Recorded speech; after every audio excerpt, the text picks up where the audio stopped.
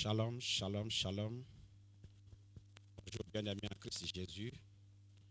Je vous souhaite la, la bienvenue à cette émission, en cette année de grâce et de triomphe. La grâce et le triomphe du Seigneur Jésus-Christ seront votre partage. Et je nous invite donc à une courte prière pour passer cette exhortation que le Seigneur nous a mise à cœur. Père, nous voulons te dire merci en ce jour que tu nous as donné gracieusement, ce jour que tu as déjà inscrit dans ton agenda avant qu'il n'existât. Nous croyons, Seigneur Dieu, que ta présence manifeste dans notre vie nous conduira à accomplir le but de notre existence dans le nom de Jésus. Tu nous as dit que cette année est une année de grâce et de triomphe. Nous n'avons aucun doute que tout ce que nous allons faire sera la manifestation de cette grâce et de ce triomphe dans chaque aspect de notre vie. Merci de nous conduire maintenant. Merci de délier notre langue afin que nous communiquions la pensée que tu nous as donnée et que ton peuple qui écoute soit béni. Reçois toute la gloire au nom puissant de Christ Jésus. Amen. Bien-aimés, ce matin, nous voulons parler de la grâce et du triomphe face aux œuvres des ténèbres. La grâce et le triomphe face aux œuvres des ténèbres. Amen. Et nous vivons dans un monde méchant et pervers. Nous vivons dans un monde que le diable a pris en otage, que Satan a pris en otage depuis la tragédie du Jardin d'Éden, où Satan a réussi à faire un coup d'État à l'homme qui était le représentant légal de Dieu sur terre, et le pouvoir a changé de main, et comme le dit 1 Jean 5,19, que l'univers tout entier est sous l'empire du mal. Donc dans ce monde dans lequel nous vivons, nous vivons au quotidien la méchanceté. La méchanceté. Il n'y a pas un jour où nous n'entendons pas des cris d'horreur par-ci, des cris de détresse par-là, des cris de douleur par-là, et l'humanité tout entière souffre. Et le Seigneur Jésus-Christ, quand il voulait partir, il a prié pour son Église, il a dit il a demandé à son Père de nous préserver du monde, mais de ne pas nous enlever dans le monde. Donc nous sommes dans ce monde qui vit cette atmosphère de méchanceté cruelle, de méchanceté constante. Alors, quelle est notre promesse? Quelle est notre position, nous qui avons cru au Seigneur Jésus-Christ, nous qui sommes dans le royaume, nous qui avons part à l'héritage des saints dans la lumière? Quel est notre héritage?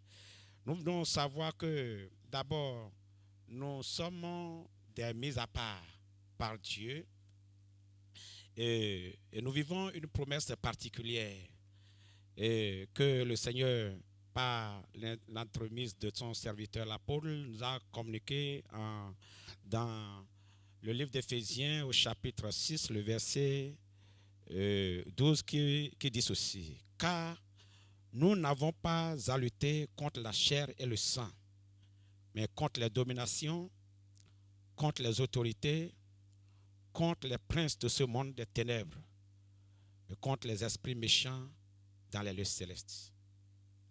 Voilà. Notre lutte donc est une lutte contre le monde des ténèbres, contre Satan et son gouvernement. Notre lutte n'est pas engagée contre les humains. C'est vrai que le diable utilise les humains pour aller contre nous. Mais au-delà de ces personnes que nous avons en face qui nous combattent, nous devons voir le diable et son royaume.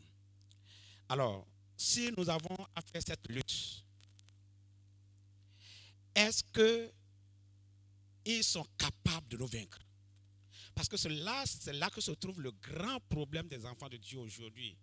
On entend par-ci, on entend par-là, j'ai été attaqué, c'est le diable qui m'attaque, c'est les sorciers qui m'ont attaqué, je n'ai pas dormi, etc., etc. Et puis, le chrétien est constamment dans la peur, dans la peur, n'est-ce pas, d'être attaqué par les sorciers. Et comme j'ai l'habitude de le dire, lorsque l'occasion m'est permis, il suffit de dire seulement à un chrétien que le voisin qui est à côté de lui est un sorcier, et puis il est prêt à changer de maison, il est prêt, n'est-ce pas, à aller louer ailleurs. Non, il n'est pas question, n'est-ce pas, de fuir, il n'est pas question, n'est-ce pas, d'aller loin. La Bible dit que le diable qui nous combat, selon la parole que nous avons reçue de notre ancien l'apôtre Paul, dans Colossiens chapitre 2, le verset 15, la Bible dit que notre Seigneur Jésus-Christ, qui nous a sauvés par pure grâce et qui nous a transposés du monde des ténèbres vers l'admirable lumière, nous a dit dans Colossiens chapitre 2, le verset 15 ceci: il a dépouillé les dominations et les autorités et les a publiquement livrées en spectacle, en triomphant d'elle par la croix. Alléluia. Rappelez-vous, dans Éphésiens 6, le verset 12, la Bible déclare que notre lutte, c'est contre les dominations et contre les autorités. Et ici, la Bible nous dit que ces dominations et ces autorités qui nous livrent la guerre, qui nous combattent, qui se lèvent contre nous, notre Seigneur Jésus-Christ les a dépouillés et les a publiquement livrés en spectacle par l'œuvre de la croix. Et la version Le Semeur dit que il les a traînés dans son cortège triomphal. Pour comprendre cela, il faut aller à la génération de Paul, quand, n'est-ce pas, un roi romain gagne un combat et il organise une cérémonie où les généraux qu'il a pris en otage sont attachés à son char et publiquement il est ovationné. C'est ce que notre Seigneur Jésus-Christ a fait de Satan. S'il a fait ça de Satan, est-ce que c'est ces démons et ces agents appelés sorciers, mystiques, enchanteurs, gris-glisseurs, féticheurs, alpha, marabouts, spiritistes ou noyés qui ont un pouvoir? Non. Donc notre assurance de ce que le Seigneur Jésus-Christ a fait à la croix de Calvaire, l'œuvre accomplie et achevée à la croix de Calvaire, c'est là où Satan a été complètement dépouillé. Quand on dit que quelqu'un est dépouillé, ça veut dire tout lui a été enlevé. On dit que quelqu'un a été dépouillé, ça veut dire que tout lui a été enlevé. Et qu'est-ce qui a été enlevé à Satan? Son pouvoir. Son pouvoir qui peut conduire au péché lui a été enlevé. Son pouvoir qui peut, n'est-ce pas, nous conduire à la mort a été enlevé. Son pouvoir pour nous dominer, pour nous influencer, pour réussir le combat contre nous a été enlevé. Et c'est cela que l'Éternel a dit à son serviteur Jérémie plus tôt, en disant: ils vont te livrer la guerre, mais jamais ne te vaincront. Ils vont te livrer la guerre et jamais ils ne te vaincront. Pourquoi? Parce que l'Éternel est avec lui. Et à Isaïe pouvait dire: former des projets, ils seront anéantis. Donner des ordres, ils seront sans effet. Pourquoi? Parce que l'Éternel est avec nous. Et aujourd'hui, nous vivons une dispensation extraordinaire, une dispensation parfaite. Dieu n'est pas seulement avec nous, Dieu est en nous. Si ceux avec qui Dieu était pouvaient manifester la victoire, et nous en qui Dieu réside, chers frères et sœurs, je nous invite ce matin à un changement radical de mentalité, à comprendre notre position en Christ Jésus, à comprendre qui nous sommes. En fait, le diable utilise l'ignorance des enfants de Dieu pour les faire souffrir, parce qu'ils ne savent pas ce qu'ils sont. Vous ne savez pas ce que vous êtes. Et c'est comme un chien. Un chien, quand il voit une personne venir, il commence par aboyer. En fait, lui-même a peur.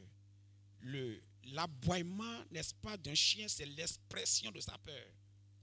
Mais il le fait pour intimider celui qui vient. Et quand celui qui vient ne sait pas qu'il est plus fort que le chien et qu'il commence par fuir, alors il donne, n'est-ce pas, l'assurance au chien de bondir. Mais vous allez voir que lorsque celui qui vient sait que le chien a peur, il lui lance un pied et bien qu'il soit en train d'aboyer, il fuit. Il met sa queue en ses jambes et il prend la fuite. C'est ce qui se passe aujourd'hui entre les chrétiens et le diable. Le diable sait qu'il est dépouillé. Le diable sait que devant un enfant de Dieu, il n'a aucune autorité. Parce qu'il a été déjà dépouillé à la croix du Calvaire. Et que publiquement, il a été traîné. Quand Jésus allait à la croix, Satan pensait pouvoir finir avec son ministère. Mais à la croix, il s'est rendu compte que lui-même s'est fait du mal. Et c'est d'ailleurs pourquoi quand notre Seigneur Jésus-Christ allait à la croix, il n'a pas fait de bruit. La Bible déclare qu'il était muet. Parce qu'il savait ce qu'il faisait. Il savait que la destruction de Satan était en train, n'est-ce pas, d'être mise en œuvre. Alléluia. Donc, bien-aimés, je voudrais que nous comprenions cela. Et dans cette année de grâce et de triomphe, vous voyez, la Bible déclare qu'il a été dépouillé. Ce n'est pas nous qui l'avons dépouillé. C'est notre Seigneur Jésus-Christ qui l'a dépouillé. Donc, dans cette victoire sur les œuvres des ténèbres, en fait, nous ne faisons rien. Si nous faisons quelque chose, c'est la proclamation de ce que le Seigneur Jésus-Christ a fait pour nous. Et c'est ça que j'appelle, je demande à chaque enfant de Dieu de reconnaître. Cette proclamation doit être faite avec assurance parce que le Seigneur Jésus-Christ l'a faite. Regardez, quand le Seigneur Jésus était mort, la Bible déclare que les pharisiens, les docteurs de la loi, ont demandé à Pilate de leur donner des gardes pour assurer la sécurité de son tombeau, de peur que ses disciples n'allassent pas l'enlever de la tombe et dire qu'il est ressuscité, car ils ont ouï dire qu'il avait dit que le troisième jour il ressusciterait. Donc, c'était pour empêcher la résurrection du Seigneur Jésus-Christ. Mais la Bible déclare que le troisième jour, au grand matin, Dieu a envoyé son ange. Alléluia.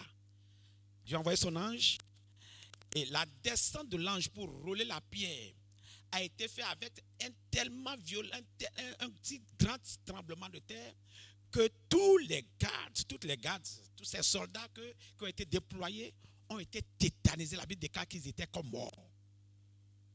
Ça veut dire quoi? Personne ni aucune force ne peut empêcher l'œuvre, n'est-ce pas, du Seigneur Jésus-Christ. Amen. Et comme nous continuons avec notre aîné Paul qui nous donne de grandes révélations sur cette puissance extraordinaire, nous voyons bien donc que notre Seigneur, qu'est-ce qui s'est passé? Qu'est-ce qui s'est passé à la croix là pour nous montrer que nous sommes équipés pour vaincre le monde des ténèbres. Pour vaincre le monde des ténèbres, la Bible déclare, et c'est l'apôtre Paul qui priait pour l'église d'Éphèse, il demande à Dieu d'illuminer les yeux de votre cœur pour que vous sachiez quelle est l'espérance qui s'attache à son appel, quelle est la richesse de la gloire de son héritage qui réserve aux saints et quelle est envers nous qui croyons l'infinie grandeur de sa puissance se manifestant avec efficacité par la vertu de sa force. Il a déployé en Christ en le ressuscitant des morts et en le faisant asseoir à sa droite dans les lieux célestes, au-dessus de toute domination, de toute autorité, de toute puissance, de toute dignité et de tout nom qui peut être nommé non seulement dans ce siècle présent, mais encore dans le siècle à venir. Rappelez-vous, nous sommes partis de Éphésiens 6, verset 12, où la Bible déclare que notre lutte, c'est contre les dominations, contre les autorités, contre les principautés. Et la Bible nous dit encore ici que ces dominations, ces autorités, ces principautés, ces forteresses, ces dignités, même des noms qui ne sont pas encore mentionnés dans nos siècles, qui seront peut-être mentionnés plus tard.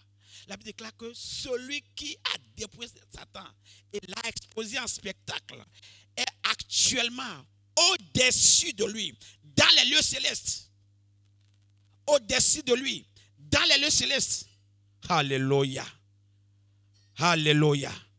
Si Christ est au-dessus des dominations qui nous combattent, s'il est au-dessus des pouvoirs qui nous combattent, s'il est au-dessus de la puissance qui se livre en guerre contre nous, s'il est au-dessus des dignités, s'il est au-dessus de toutes ces entités spirituelles qui composent le monde des ténèbres, et qu'il est à nous, mieux, la Bible déclare que nous avons été ressuscités ensemble, ça c'est en Éphésiens 2, verset 6, et que nous sommes assis avec lui dans les lieux célestes. Ça veut dire que nous avons la même position que notre Seigneur Jésus-Christ. D'où vient alors que le monde des ténèbres peut nous combattre et réussir? Ça ne s'entend pas. Parce que notre position est hautement plus élevée que leur position. Et c'est l'œuvre de la grâce.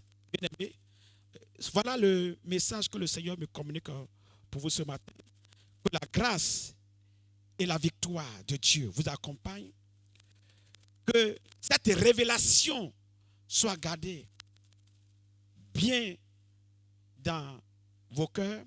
Et que lorsque vous allez vous lever, vous leviez avec la victoire. En fait, nous ne combattons pas pour rechercher la victoire, nous combattons dans la victoire que le Seigneur nous a acquise à la croix du Calvaire. Demeurez bénis, que sa grâce repose sur vous, que votre vie soit entièrement consacrée à vivre ce que le Seigneur nous a accordé à la croix du Calvaire, au nom puissant de Christ Jésus. Amen.